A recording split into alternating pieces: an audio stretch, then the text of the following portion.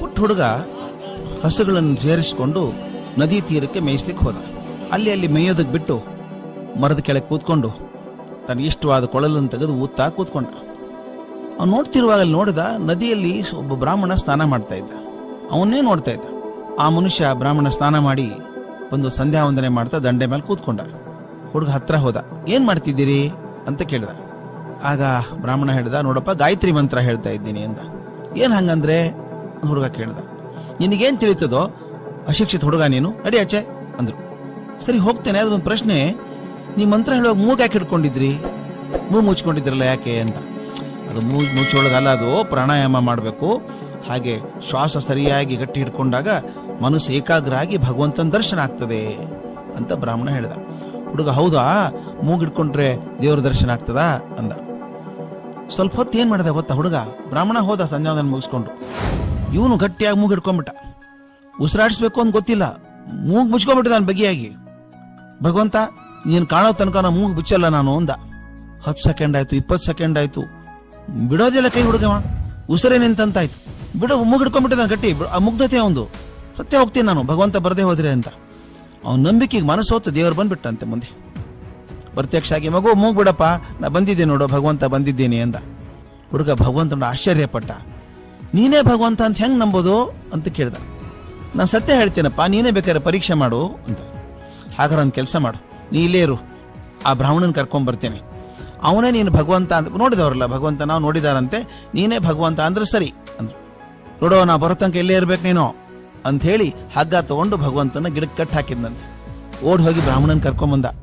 ನೋಡಿ, ನೀವು ಮೂಗು ಹಿಡ್ಕೊಂಡು ಪೂಜೆ ಮಾಡುವಾಗ ಭಗವಂತ ಬರ್ತಾನೆ ಅಂದ್ರಲ್ಲ, ಇವನೇ ಹೌದಲ್ಲೋ, ಇವನೇ ಭಗವಂತ ಹೌದಲ್ಲೋ ಅಂತ ಕೇಳಿದಂತೆ. ಅವನು ಪಾಪ ಹುಟ್ಟಿನಿಂದ ಮಾತ್ರ ಬ್ರಾಹ್ಮಣ, ಮನಸ್ಸು ಶುದ್ಧ ಆದದ್ದಲ್ಲ ಅವನು. ಅವನಿಗೇನೂ ಕಾಣಿಸ್ಲಿಲ್ಲ, ಗಿಡ ಒಂದೇ ಕಾಣಿಸ್ತಾ ಇತ್ತು. ಸ್ವಾಮಿ ಎಲ್ಲಿ ಭಗವಂತ ಎಲ್ಲಿ ಅಂತ ಕೇಳ್ದ. ಅಲ್ಲಿದ್ದಾನಲ್ಲ ಸ್ವಾಮಿ, ಕಟ್ಟಿ ಹಾಕಿದ್ದೀನಿ ನೋಡಿ, ಹಗ್ಗ ಕಟ್ಟಿ ಹಾಕಿದ್ದೀನಿ, ಅವನೇ ಭಗವಂತ ಅಲ್ವಾ? ಇವನಿಗೆ ಕಾಣಿಸೋದೇ ಇಲ್ಲ, ಮರ ಒಂದೇ ಕಾಣಿಸುತ್ತೆ. ಇಲ್ಲಲ್ಲೋ, ಯಾರು ಇಲ್ಲ ಅಲ್ಲಿ ಅಂತ. ಅದೇಂಗ್ ಸ್ವಾಮಿ, ನೋಡಿ ಕೈ ಮಾಡ್ತಾ ನೋಡಿ, ಬೇಕಾದ್ರೆ ಕೈ ಹಿಡ್ಕೊತಿ ನೋಡಿ, ಕೈ ಹಿಡ್ಕೊಂಡಂತ ಒಂದು ನೋಡಿ, ಕೃಷ್ಣ ಎಲ್ಲಿದ್ದಾನೆ ನೋಡಿ ಅನ್ನಂತ.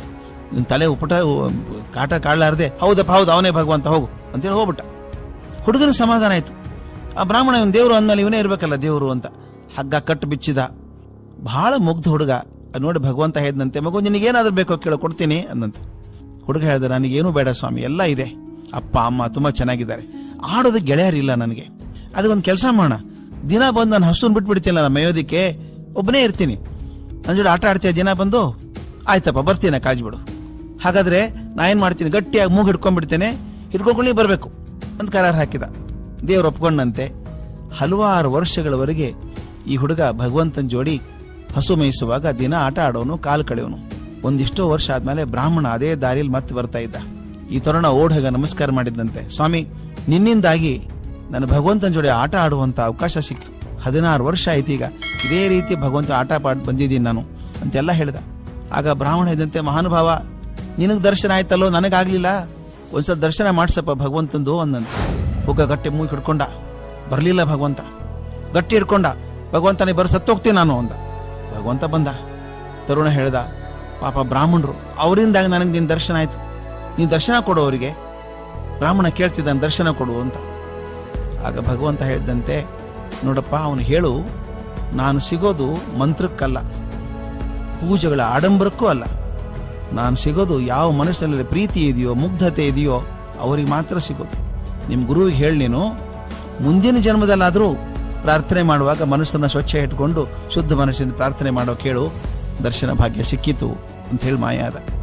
ಸ್ವಾಮಿ, ನಾವು ಏನೇನೋ ಹೋಮ ಮಾಡ್ತೀವಿ, ಯಾವ್ಯಾವ್ದು ಹವನ ಮಾಡ್ತೀವಿ, ಹಿಂಗಾದ್ರೆ ಒಳ್ಳೇದಾಗ್ತದೆ, ಹಿಂಗಾದ್ರೆ ಅಧಿಕಾರ ಬರ್ತದೆ, ಹಿಂಗಾದ್ರೆ ಅಧಿಕಾರ ಉಳ್ಕೊಳ್ಳುತ್ತೆ ಅಂತ ಏನೇನೋ ಮಾಡ್ತೀವಲ್ಲ ನಾವು. ಹೋಮ, ಹವನ, ಪೂಜೆ, ಸಮಾರಾಧನೆ, ಉತ್ಸವ, ಇದು ಎಲ್ಲದರದ್ದು ಮೂಲ ಭಕ್ತಿ, ಸಂಪೂರ್ಣ ಶ್ರದ್ಧೆ, ಆರ್ತತೆ. ಅದಕ್ಕೆ ಮಾತ್ರ ಭಗವಂತ ಒಲಿತಾನೆ. ಇಲ್ವಾದ್ರೆ ಈ ಗಲಾಟೆಗೆ ಅವನು ಕೂಡ ಇರಲ್ಲ, ಓಡಿ ಹೋಗ್ತಾನೆ. ದೇವ ಮಂದಿರ ಭಜನೆ ಪೂಜೆ ಪ್ರಸಾದಗಳು ಜೀವನದ ಅಲಂಕಾರ, ಮನಸ್ಸಿನುದ್ಧಾರ. ಭಾವವಂ ಕ್ಷುಲ್ಲ ಜಗದಿಂ ಬಿಡಿಸಿ ಮೇಲ್ವೈವವು ಆವುದಾದರ ಒಳಿತು ಮಂಕುತಿಮ್ಮ ಅಂತ ಹೇಳಿಲ್ವೇ?